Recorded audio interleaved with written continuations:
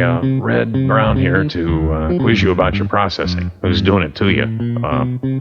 Orban or Fody or CRL or Gentner or Volumax or somebody like that? Well, I don't think you can afford to pussyfoot around. What you need to do is run with the animal and get unplugged with the Klippopotamus.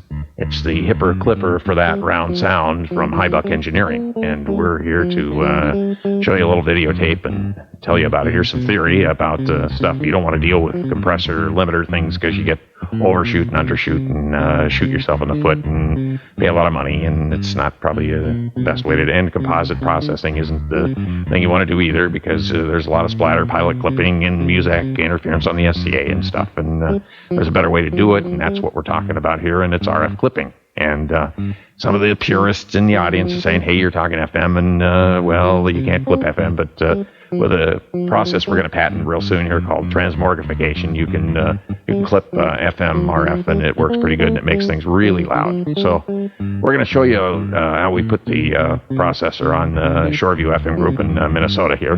Here's it coming off the steamship, and you can see it packaged pretty well. We got the loading straps on the pallet and everything. You can get a picture of the only button on the thing is a reset button on the front. And my assistants and I wheeled this thing in, and we got one of the station program directors interested in the box. Thought it was going to be just processing his station, but of course we're going to do all 8. So he gave us the money, and he's taken off to, I suppose, listen to his car radio and see what happens. So count the money and see how we're doing here. Well, we're maybe just a little bit short, but it's a prototype, and we'll take what we can get. So, okay, now here we're downstairs in the transmitter room, actually, a combiner room, and we're lifting this box up, and you got to be really careful. We got plenty of help because it's the prototype, and we don't want to do any damage, and it's pretty heavy. You can see the strain on the chain there. And so we're wheeling it over with the chain hoist thing and get it over on that transmission line. Oh, there's a picture of the, we provide these cutouts so you know exactly where to cut, and the diameters are like 6" and 3 for your transmission line, because it just slips right on the line. It's, and here we're cutting it, but we got 9" lines, so we got to kind of cut outside the lines a little bit here so that it's going to fit and be perfect right on the line. That's important. But we didn't take time to mark the thing here. We're using just a handsaw, but if you can afford it, you probably want to go with a sawzall to get through this thick gauge steel. It's a whole lot less work, but coming around a circle and get the last part of it cut out here. Very precision work.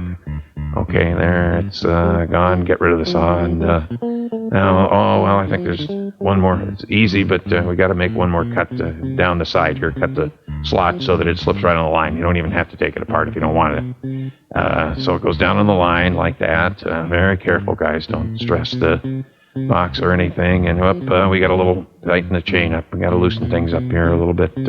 Okay, right there. On the line.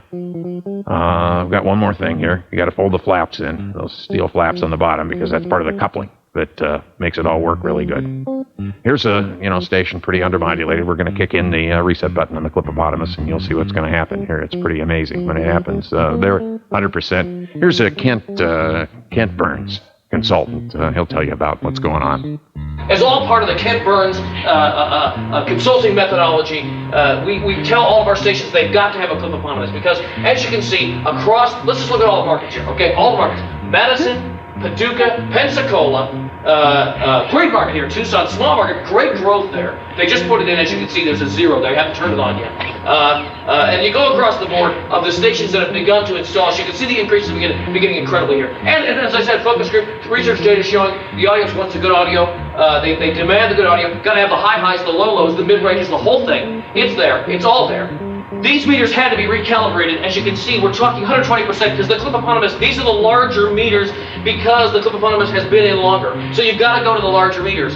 Eventually you'll see these stations up here, Paducah, Madison, they'll be down here because the Klippopotamus produces so much ventilation and cume that you can see the solid increases these stations are experiencing. 120% in Detroit, 110% Cleveland, 126, I think 114, actually no, I'm sorry, it's 126%, almost 140% in Phil, is that Detroit? And that's the whole thing. I mean, I can't tell you how much, I just can't tell you.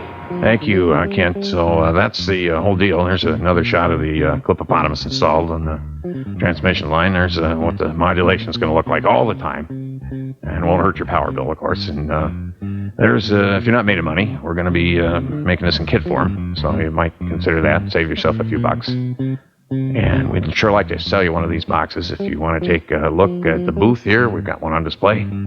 We want you to get it plugged with a Klippopotamus. It's the hipper clipper for that round sound from High Buck Engineering. Thank you.